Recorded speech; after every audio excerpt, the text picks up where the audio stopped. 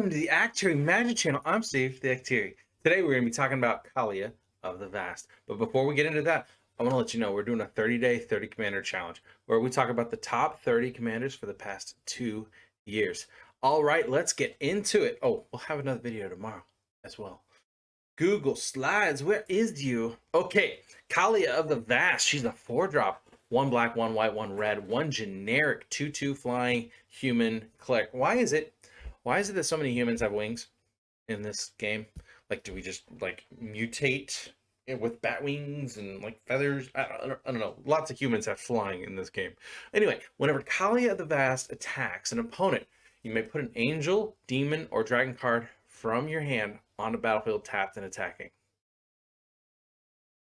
If you haven't played with her, you need to proxy her out or something. She is fun. Anyway, and she's a 2/2, so really kind of weak, but she does stupid good things. All right, number 7 on our list. I couldn't decide which to put here, so you got them both. All right, Lisa, Forgotten Archangel is a black, 2 white, and 2 generic 4/5 flying angel, flying lifelink. Whenever a non-token creature you control dies, return that card to its owner's hand at the beginning of the next end step. That's freaking cool. If a creature an opponent controls would die, exile it instead. Yes, I do. I do want you in my deck. Thank you. She's a $2 card. You should go get her.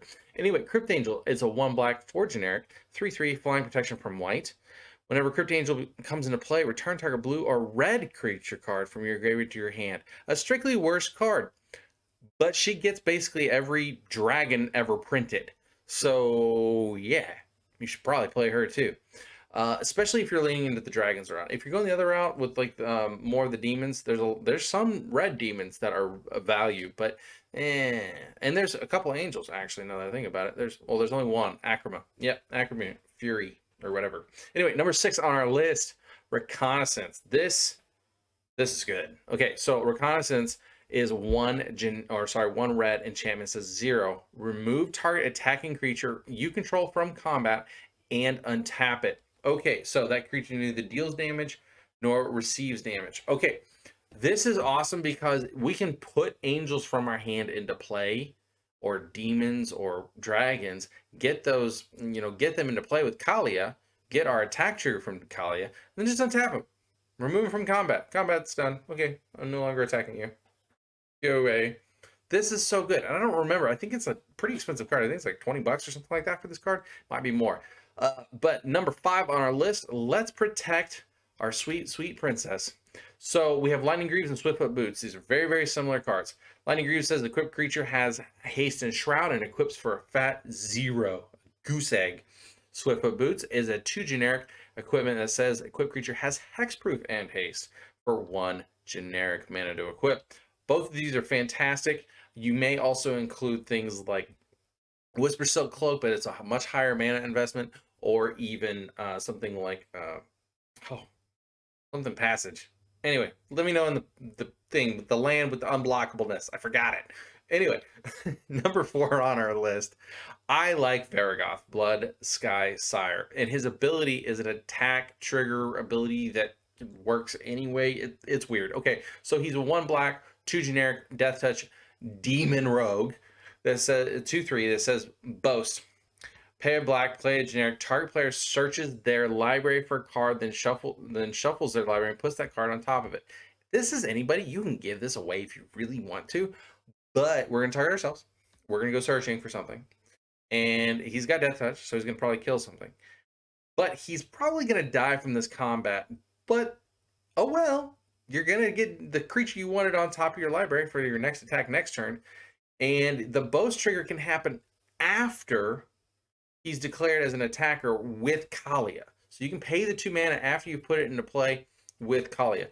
Normally what happens is an attack trigger at that point, say for instance, there's got to be some other attack triggers.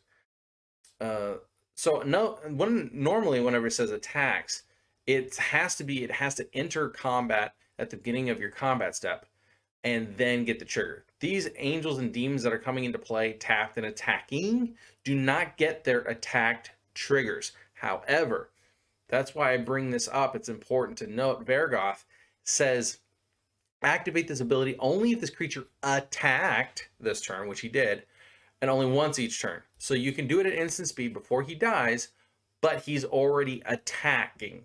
Okay? Very, very cool card. You can play it at any point in the combat step. As soon as he's attacking, go get your card on top. Next up, number 3 on our list, Strionic Resonator is a 2-drop artifact. I love that name, by the way. The art's freaking cool too. I don't know why, but I like that like tuning fork look. Then it says 2 generic and tap it. Copy target triggered ability you control. You may choose new targets for the copy. Okay, a triggered ability is when, whenever, and or at. And Kaalia says whenever Kaalia attacks. So this is going to double up Kaalia's attack trigger. So we're going to, for 2 mana, we're going to put 2 angels and or demons or dragons into play. All right, Runescar Demon is number 2 on our list. He is a 7-drop, 6/6 flying. When he enters the battlefield, search your library for a card and put it in your hand, then shuffle your library. So this goes and gets us any of our instants or sorceries, any of our creatures, or anything else that we want to do. And what's interesting to note is that with Strionic Resonator, as he enters the battlefield, he has gone and fetched out another. So, like, you're going to go and get 2 triggers with Kaalia, right? Well, with Runescar Demon, if you have Strionic Resonator out and you've got 2 of those Kaalia triggers, Runescar Demon can be the first one out of your hand for the first or for the second trigger. Basically, they go on the stack like this, right? First one on the stack, second one on the stack. For this one, the one that's going to resolve first, you put Runescar Demon into play. Okay, he goes and gets something from your library. You put that card in your hand, and then for the card that you just searched up, you can go and put it into play with the second trigger of Kaalia of the Vast. Fan-freaking-tastic. And it's awesome because then you can go and get your second card as being Archangel of Hope. Now you have a 6/6 flying with Indestructible and an 8/8 flying Vigilance Indestructible. Other permanents you control have Indestructible. Oh my goodness, Archangel of Hope, you are so good. So unbelievably good. She's an 8-drop. If you're not familiar, she's perfect for this deck. She's so perfect of it. But, oh, let's talk about a combo I saw on here. So Kaalia actually combos with like one other card. It's really, really cool. So Kaalia puts into play Master of Cruelties. So here's the way it works. Master of Cruelties is a 5-drop. 1 red, 1 black, 3 generic. First strike, Death Touch Demon. 1/4. Master Cruelties can only attack alone. Well, Kaalia of the Vast is making him attack with her. So it's already past our attack, the declare attack step. So both Kaalia and Master Cruelties, they're swinging, buddy. Whenever Master Cruelties attacks a player and isn't blocked, that player's life total becomes 1. This is before damage is dealt. Master of Cruelties assigns no combat damage this combat. Okay, so we go attacking with Master of Cruelties at somebody that, well, sorry, with Kaalia and Master of Cruelties at somebody, because we're putting Master of Cruelties into play, tapped and attacking with Kaalia. That person doesn't block either of them. Master Cruelties will now make their health total 1, and then Kaalia of the Vast is going to do 2 points of damage to them flying in the air. But Steven, how do we get our creatures unblockable? I'm glad you asked. We add something I really, really like, and that is War Cadence. Now, this is such a good card in red. Go get this. Yes, please. Thank you. War Cadence is a 3-drop enchantment. It says this creature, pay 1 red and X. This turn, creatures can't block unless their controller pays X for each blocking creature he or she controls. So we didn't pay any mana to put Master Cruelties in play. We've already paid for our Kaalia. Now we can dump all the rest of our mana, and suppose it's 5 mana that we have available at this point. We can make them have to pay 4 mana for each creature they want to block. And that's really backbreaking. Because on turn 5, this is supposing that you can do this on turn 5, which is reasonable to think you can. Turn 3, War Cadence, turn 4, Kaalia, and that's just Magical Fairy Christmas Land, right? But Master Cruelties now swings on turn 5. You've got 5 mana available. You go swing. People are going to die. Because they did something on their turn. They don't have enough mana to block anything. And that's supposing they had a creature to block any. Yeah, it's dumb.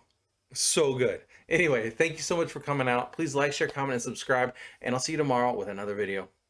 Deuces! Where's the button? The button.